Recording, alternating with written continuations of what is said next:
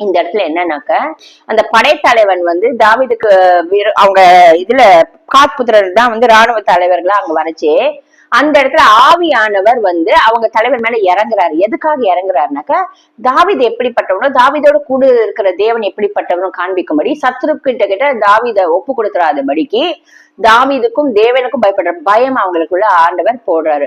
அப்ப ஆவியானவர் இறங்கச்சு என்ன ஆகும்னா நமக்கு முன்னாடி இருக்கிற தேவ மனிதர்களை குறித்தும் தேவனுடைய நாமத்தை மகிமைப்படுத்த முடியாத தேவனுக்கு பயப்படுற பயம் நமக்குள்ள வரும். அதே நேரத்துல அந்த இடத்துல அவர் சொல்றாரு, தாவீதோடு கூட நீங்க ஆராதிக்கிற தேவன் எப்படிப்பட்டவர்னும் இஸ்ரவேலின் அதாவது இந்த இடத்துல பாருங்களேன், ஈசாயின் குமாரனே உமது பட்சமா இருப்போம், உமக்கு சமாதானம் சமாதானம், உமக்கு உதவி செய்களுக்கு சமாதானம், உம்முடைய தேவன் உமக்கு துணை நிற்கிறார். யாரு? உம்முடைய தேவன் உமக்கு துணை நிற்கிறார். தேவன் உங்க கூட இருக்காரு. தேவன் ஒரு மனுஷனோட கூட இருக்கச்சு தேவனுக்கு முன்பாக எதிர்த்து நிற்பவர் யார் இல்லையா? சோ இந்த இடத்துல ஆவியானவர் அவங்க மனக்கண்களை திறந்து தாவீது எப்படிப்பட்டவர், தாவீது கூட நிக்கிறது யாரு, தாவீதுக்கு உதவி செய்யச்சு, தாவீதுக்கு நன்மை செய்யறவர்களுக்கு சமாதானம், தாவீதோட பட்சமா இருக்கவங்களுக்கு சமாதானம்னு சொல்லி வாழ்த்தி அந்த தேவனுக்கிட்ட தங்களை ஒப்பு கொடுக்கறாங்க.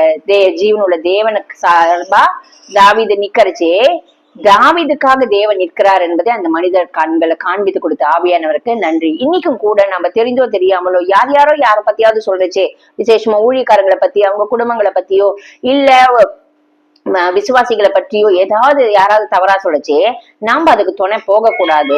ஏன்னா ஒவ்வொருத்தரையும் ஆவியானவர் நம்ம தாவீது சொல்லுவாரு, ஆவியானவர் அபிஷேகம் பண்ணியிருக்காரு சவுல, நான் எப்படி அவர் மேல கை போட முடியும் அப்படின்னு.